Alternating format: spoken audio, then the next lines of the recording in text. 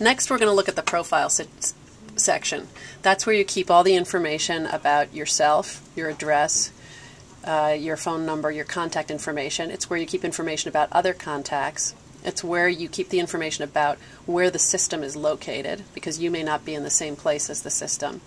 And it's where you could also give permissions to other people to have access to the system. So that would be siblings, family members, or professional caregivers, or friends and neighbors whom you'd like to have better connectedness with your parent.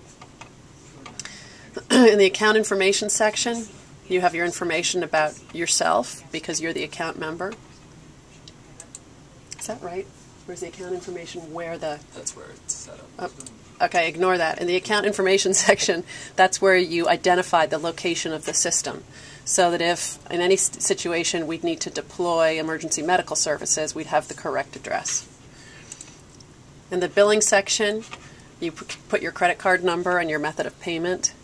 It's important to keep that updated so that we can bill you monthly for the service. In the password section, you can change your password at any time by going through the process we went through when we logged in.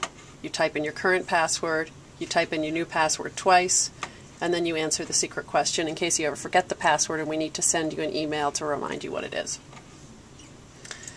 Finally, in the add and delete user section, you have the choice to put a new user in or somebody else that has access to the system. You can choose whether they want to have complete login information or whether they're people that will only be receiving notifications.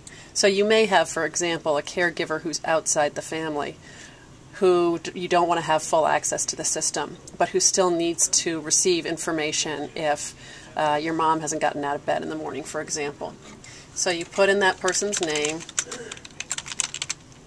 and you put in his or her email address.